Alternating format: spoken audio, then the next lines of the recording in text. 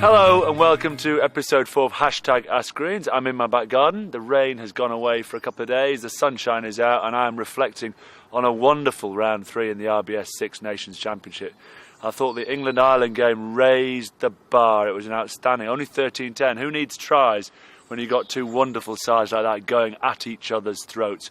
Ireland now can't get the Grand Slam, but still look in good shape for the championship with their points difference. Wales were brilliant, although it must be said France were pretty poor on the Friday night. Hibbard, George North at outside centre, some real standout performances. And they're back in this championship, trying to do something that no one's ever done, 1-3 on the spin. And as for Duncan Weir, well, he might take that drop goal 100 times and only get one of them, but he got it when it mattered. It seems now like the Italians will pick up the wooden spoon.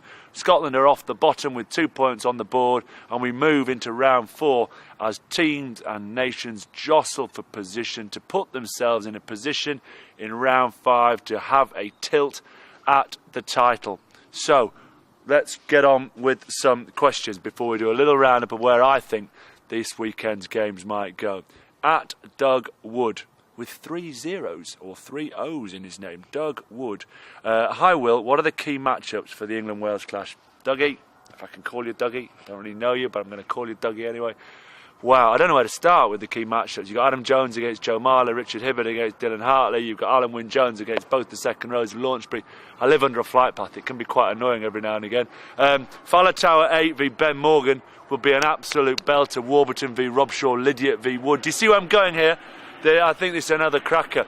If England-Ireland was outstanding now with the championship on the line for all these teams, in reality we know that the loser on Sunday afternoon will not win the title this year. At Johnny Ev 65, Jonathan Evans.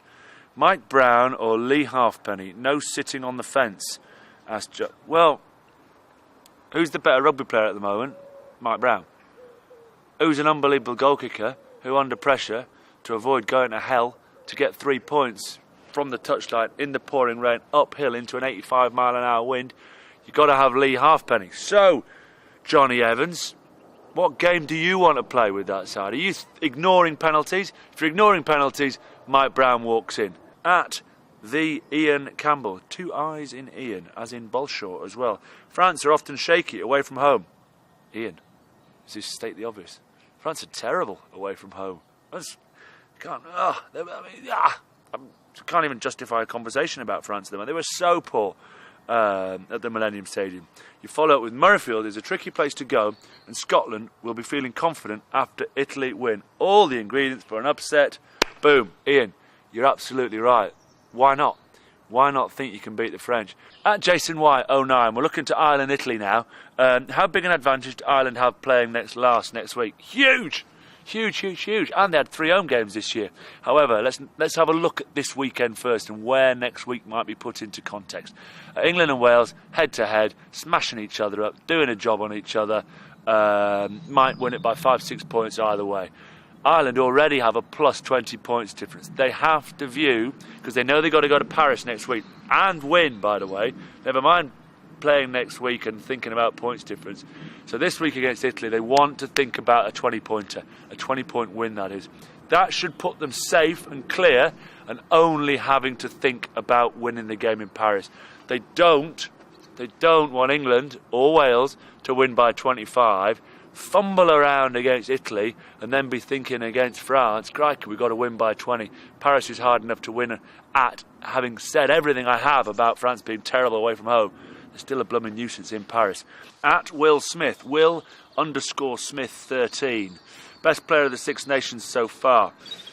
Wowzer. Probably go Omani for Ireland. I think he's been outstanding. The Munsterman in the back row for Ireland. And a back, you've got to go with Mike Brown. Can I pick one of those two to lead the fray, to lead the charge? It's got to be Mike Brown, really, hasn't it? He just keeps getting man of the match. Although, if I continue to keep winding him up about the old days when he was in the academy, that he's still a little slow. He's so quick to bite on Twitter. Gang, I hope you have a wonderful weekend. There's so much on the line. Scotland picked up their win, now face France at Murrayfield. They'll think they can win that. And you know what? France have been so bad. Come on, the Scots! I'll tip you to win that one. Ireland, Italy. I think Italy can be competitive, but Ireland to win by 15 to 20 points, which means I think they'll put themselves in a situation where they only need a win in Paris to seal the championship. And England-Wales on the Sunday, I'll be there, my missus, the kids, we're all going. This is the sort of game in sport that comes around every now and again, and you have to be at. Who do you think's going to win? England, by 8 or 9. We are a new team, and we must feel confident now. However much and however well Wales contributed to the Lions and have won the last 2 championships, England are now in a position to go for the summit.